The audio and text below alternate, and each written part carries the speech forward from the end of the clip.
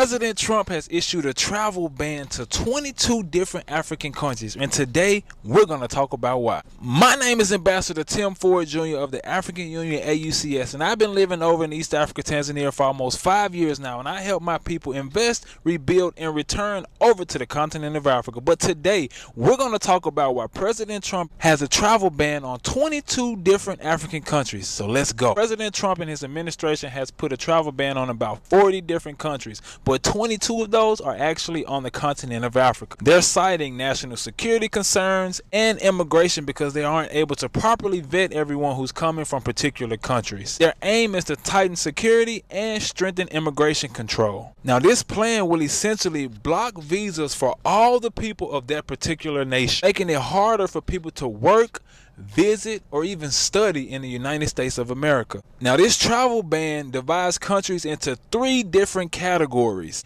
each with different levels of restrictions. The first is the red category, which basically means no visas or no entry into the United States, period. And on this list, we have Libya, Somalia, and Sudan. And the next list is the orange category, and they face restrictions on tourist visas, student visas, and other immigration visas, but with some exceptions to a few. And on the orange list, we have South Sudan, Sierra Leone, and Eritrea. And the last category is the yellow list. And these countries have 60 days to reach U.S. security requirements, or they face stricter visa bans. And on this list, we have Burkina Faso, Gambia, Democratic Republic of the Congo, Zimbabwe, Chad, Cameroon, Malawi, Angola, Benin, Equatorial Guinea, Liberia, Gambia, Mali, and Mauritania.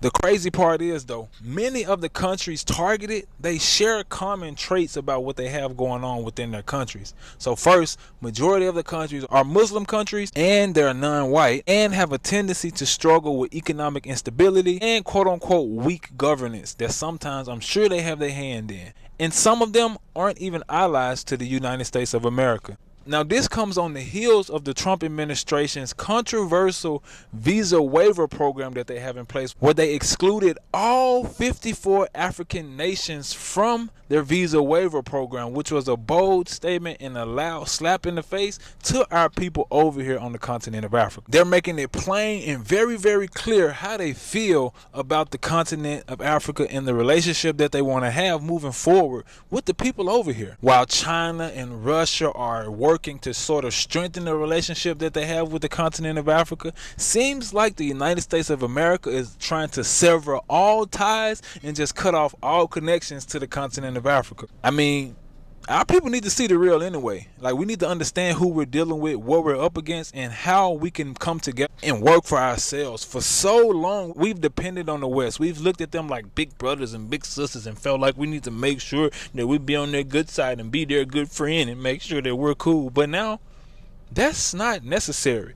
We don't have to continue to have our hand out and continue to continue to beg for help and beg to be a part of something and treated terribly by those who are in charge. It's time for us to see the writing on the wall and really see the reality of how people feel about us as a people and how they want us to be and how they actually treating us. It's okay. They are letting it be known how they feel. So we need to move accordingly to how they feel. We can lock arms. We can build together. We can work together. We have to look inland to the continent of Africa to see how we can develop what we need to do together. Handouts is not helping. Trying to run over to the United States of America is not helping. If you're not welcome over there, okay, build your own paradise over here.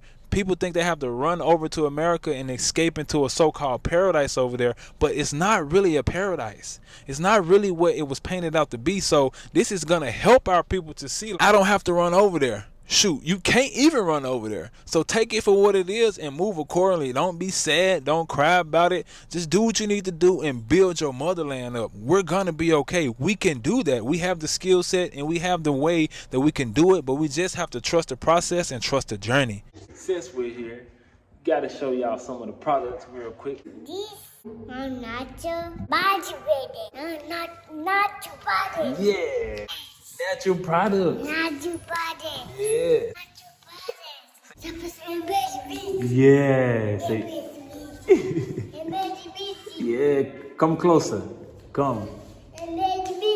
Busy Beachy. Karibu. Now we have opportunities for those who are interested in trying to figure out how they can invest and come over here to the continent of Africa. My wife and I, we've incorporated a farm with the vision and the goal to help feed and heal the entire world. And we have many superfoods like moringa, ashwagandha, and soursop, just to name a few. So if you're interested in trying to figure out how you can invest into agriculture over on the continent of Africa, join us on March 30th so you can be a part of the conversation to see what it takes in order to invest into the agriculture sector over here on the ground. All right, I look forward to seeing you be a part of the conversation so you can see how we can build something over here and not have to worry about the travel bans being put in place, because we have something built for ourselves. I'm interested to hear what you guys think about the travel ban that President Trump put in place. Do you think it's going to help us? Do you think it's going to hurt us? Do you think we should cry about it? Or do you think we should build our own thing? Let me know in the comment box what you think, all right? And let me know where you guys tuning in from. I always like to know where my people showing love from and actually coming to watch us from. I don't take it for granted, so I'm always grateful to see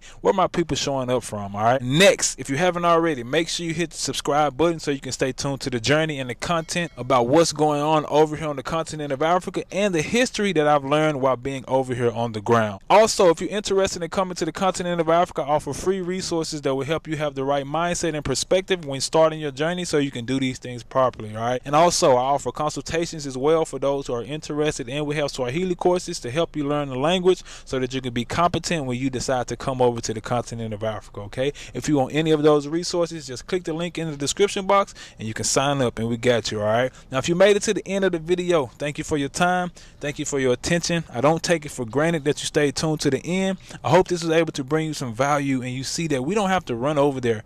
Take the bans for what it is and move accordingly, all right?